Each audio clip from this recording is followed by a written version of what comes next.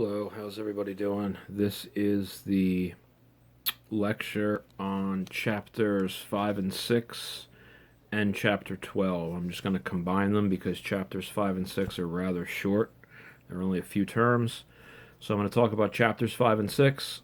I'm going to talk about chapter 12, the intro to poetry chapter, and I'd like to touch a little bit on the Tracy Chapman selection that I posted for you, the piece of popular music. Okay, so let's do that. All right, so chapter 5 is the section on tone and style.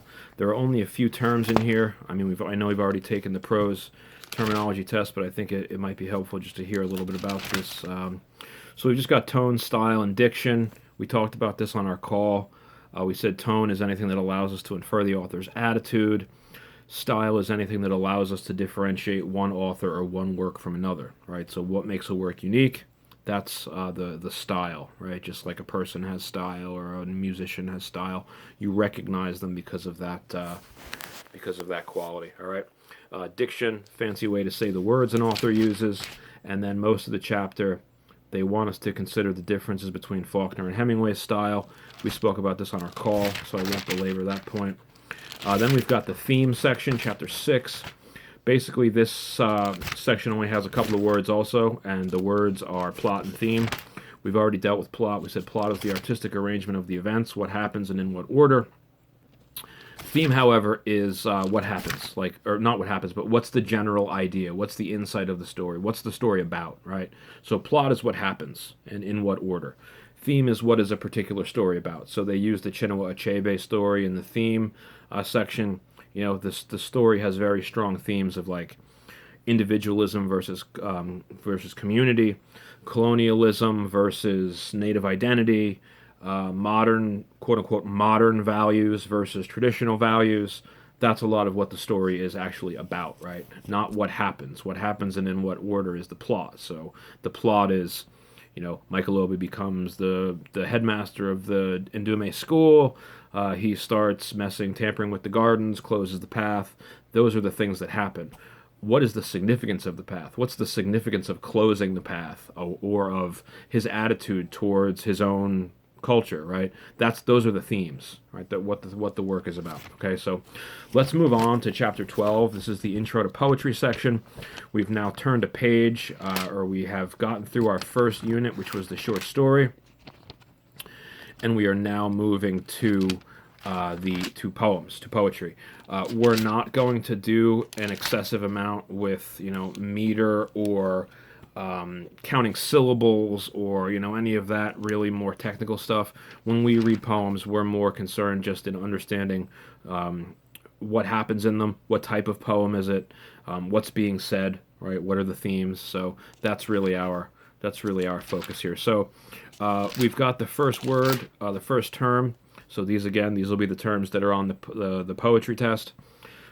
We've got verse, right? A composition of lines of more or less equal length that sometimes rhyme. It doesn't have to rhyme to be a poem, but the lines of poems tend to be of more or less equal length, right? It's very rare to have a poem that's got, a 2-syllable line and then a 17-syllable line and then a 5-syllable line and then a 26-syllable line. That doesn't really happen. Usually there is a meter, there's a structure that goes on inside the poem of a certain amount of syllables per line, a certain amount of feet per line. So therefore, they tend to be of pretty much regular length, regular length. All right, so let's see. I think the other important things that go on in the reading a poem chapter are the types of poems, right? So we've got the 4 different kinds of poetry that they lay out for us. I think the easiest for us to deal with is the narrative poem, right?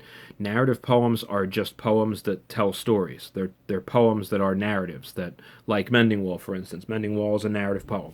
It tells us the story of these 2 neighbors, the happenings with this wall, their different views on the wall, their different views on community and individuality and the nature of society and such. So that's a narrative poem because it tells a story, right? Okay. Narrative poems usually have narrators, and narrative poems often have characters, right? It's important with poetry also that we're able to separate the author from the speaker, right? So just like in short stories, we've got narrators, right? In poems, we have speakers, right? So the speaker is the voice we hear in a poem, as in a short story, the narrator is the voice we hear, all right? But in narrative poems, there also is often a speaker who functions as a narrator, okay? So there's a little bit of overlap there. I just want to also say that these different types of poems, they're not always mutually exclusive. So something doesn't necessarily have to like just be a narrative poem and it can't be anything else. Poems often contain aspects of different types of different forms, right? So you'll often see, for instance, a blending of lyric and narrative poem, right? So in the Tracy Chapman song, which we'll talk about, Fast Car, it blends narrative and lyric poetry, but we'll get to that in a second. All right, so excuse me, narrative poems tell stories, right? Lyric poems are poems that deal with the feelings and emotions of a single speaker, right? So don't think of the term lyric in the sense that like it's got to be music, right? Because we tend to call the words to songs, for instance, we tend to call them lyrics. That's not what we're talking about, right? A lyric poem is a poem that discusses the thoughts and the feelings and the emotions, right? So it doesn't have to be set to music. That's not what makes a lyric poem, right? And just because something does have music, like the Tracy Chapman song, for instance, it doesn't necessarily make it a lyric poem. So there's really no connection between, other than the fact that these poems were usually recited to a lyre or a lyre, which was a little stringed instrument. They were often set to music, but the presence or absence of music doesn't necessarily make something a lyric poem. It's a lyric poem because of the content, right? Because it discusses the thoughts and emotions of a single speaker.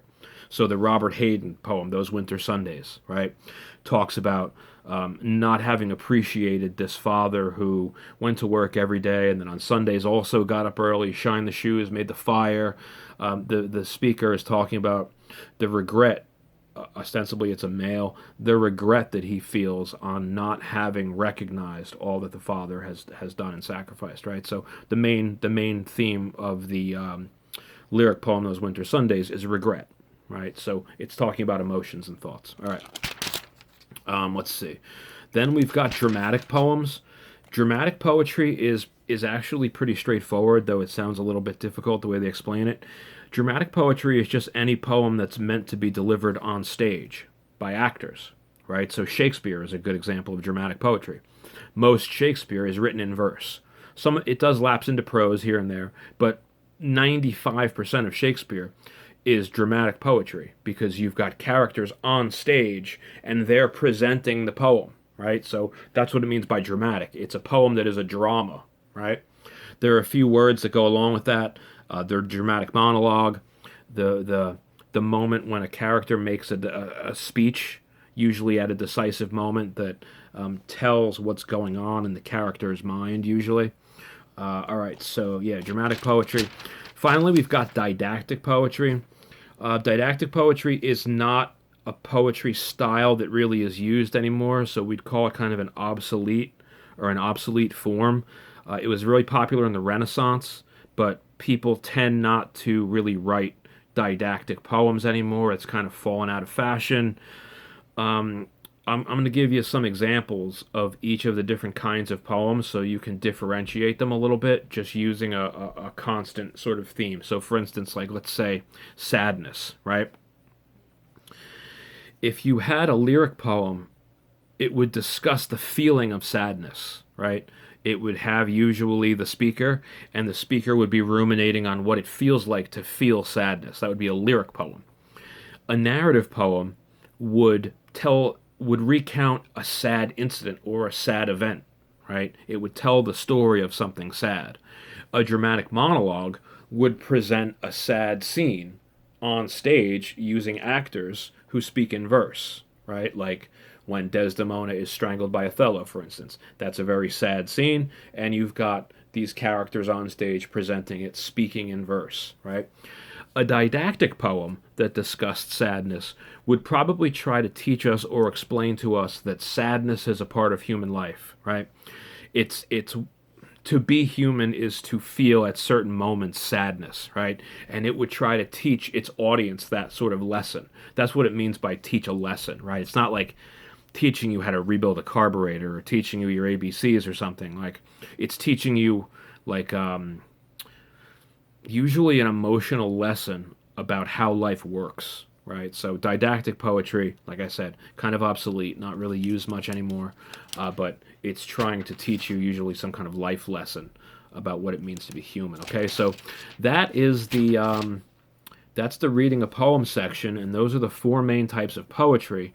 Now, what I like to kind of do with this section to begin is that since people are usually pretty reticent to, meaning they don't like to really speak a lot about poetry, a lot of times students feel like poetry is it's too complicated, or their reading or something is wrong, and the professor has this great grasp of things where the student doesn't really understand what's going on in a poem, and that for that reason, sometimes students won't speak or discuss the poem. So I like to start with the song Fast Car by Tracy Chapman because it is a piece of popular music. In my opinion, popular music is poetry. I mean, I think you'll find people with different opinions on that, but I believe that popular music qualifies as poetry. Rap music, I believe, is poetry. So, you'll find people with different opinions on that, but I believe it's totally in bounds. And I believe that it helps us to begin to study poetry if we think about a song, right? If we think about song lyrics, because it becomes just talking about a song rather than talking about a poem. So if you've listened to the Tracy Chapman song and you've read along with the lyrics, you've probably seen a number of themes that are going on in it.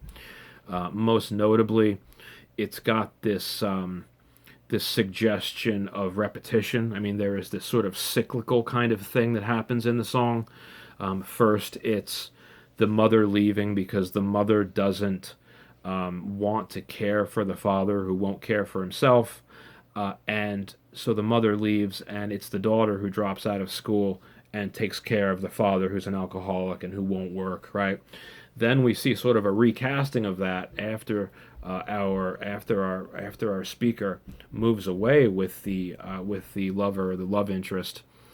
That person is sitting in the bar all day drinking, seeing more of the friends than sees of the kids. So you've got a very similar situation, but there is an important difference in there, which is that towards the end of the song, the speaker says, "You have to make a decision, right? Leave tonight or live and die this way." Like you have to decide. You're gonna go. I'm not gonna leave like my mother did. I'm gonna stay, raise the child, and you're the one not contributing. So you're the one who has to leave, right? So there's an important repetition with difference going on, which is I mean, it's a folk music song, but repetition with difference is a very jazz kind of concept. So it's definitely a folk song. It deals with the experiences of common, everyday, ordinary people. I would say that's an inherently folk music sort of trope or theme. Some other things that go on in the song, there is this idea of the car, the fast car, as a metaphor for kind of movement from the society of origin to the society of destination, like moving into the city where you would hope, or the speaker seems to think there's going to be greater opportunity, where there will be a chance, there's a vision for some kind of a better life. And the vision of a better life in this song, or the vision of upward mobility, is not really extravagant. I mean, it's not something like you would find in like Biggie Smalls' Juicy, for instance, right? Where success is money green leather sofas and Sega Genesis and Super Nintendo. The version of success offered in the Tracy Chapman song is moving out of the shelter, buying a bigger house, and living in the suburbs, right?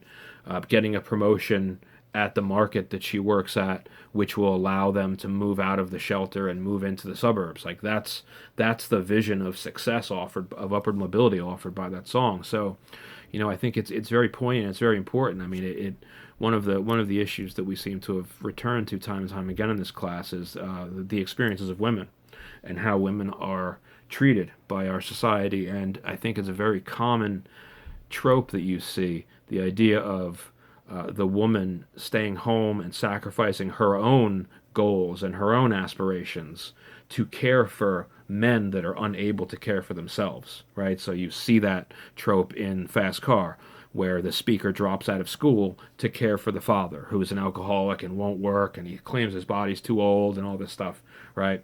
The mother wants more than that, so the mother leaves, right? And leaves the daughter basically to, the mother doesn't want to sacrifice her own ambitions, leaves the daughter to care for the father, so the daughter sacrifices her ambitions, right? So she tries to, the speaker seems to try to correct that cycle. There's an interesting thing that happens if you look at the form of the song. I think what you'll see is an oscillation or a variation between narrative poetry and lyric poetry. So the verses of the song, where you see the story being articulated, that's narrative poetry. But then the choruses, the parts that repeat. I had a feeling we were driving in your car, speed so fast I felt like I was drunk. City lights lay out before us. Your arm felt nice wrapped around my shoulders. That's lyric poetry. That's discussing how the speaker feels, right? The emotions and the thoughts. I mean, she repeats the word feelings 2 or 3 times, right? How it feels to drive so quickly, how it feels to have your arm around her, how it feels to be moving to something that she thinks is going to be better, right? So in the song, there definitely is this melding or this oscillation between narrative poetry in the verses and lyric poetry in the choruses, right? So I guess that again proves this idea that I was trying to talk about with the chapter 12, that poems often integrate different forms within them. They're often not just one pure form. They're often hybridized. So just because a poem is lyric doesn't mean it can't also have aspects that are narrative, right? So they're not cut and dried forms with thick black lines between them, and they never touch or they never cross. What else about the Tracy Chapman song "Fast Car"? Yeah, the car becomes this metaphor for movement between the two societies. The car becomes also a metaphor for hope, the idea of leaving your past behind and moving forward. But the thing is, which I think we also see in the song, you can change, and this is the insight I've gotten from years of therapy, so sorry if I sound like a therapist, but you can change your location, right? But if you're making the same decisions and you're following the same thought process, you're going to get into the same situations no matter where you are, right? So the speaker of the song, who seems to be rather young, is also certainly naive in a way that she seems to believe that just changing location will change opportunity and will change the way that the problems within the family play out. But a lot of these things are genetic, right? Addiction and such is definitely has some genetic roots. So if you're doing the same behaviors, right, and if you're doing the same casting, living out the same patterns, it doesn't matter if you're doing it in location A or in location B. You're going to encounter the same situation, right? So she ends up in the same situation with a partner that won't provide, with a partner that won't contribute, with a partner who is basically emotionally and physically absent from the home, right? And that's just like her father. She has found someone, a partner, a romantic partner, exactly like her father. But she changes her thought process a little bit and she says, no, I'm not going to be the one who runs out and abandons the family. You're the one not contributing. You're the one in the bar all day. You're the one leaving, right? So there is that cycles, that idea of cycles again, but there is some change in there, right? There is some repetition, but definitely some difference. Okay, so I don't want to belabor the point much more, other than to say I hope that the calls with the librarian are helpful. We had one Tuesday, and we're going to have one Thursday at 6:30, so we'll have one tonight. Those papers are due on the 28th, the second essays. I'm going to try my best to get your grades and comments and such on the first essay back to you by then. I don't know if I'm going to be able, honestly, to get all 23 papers from both classes, so 46 some odd papers with comments done in the next, 4 or 5 days. I'm going to try my best, but so do the best you can do. Send me rough drafts if you want comments and such, and I will certainly respond with notes that I think will be useful and helpful, and that provide some balance between content and grammar and such. All right.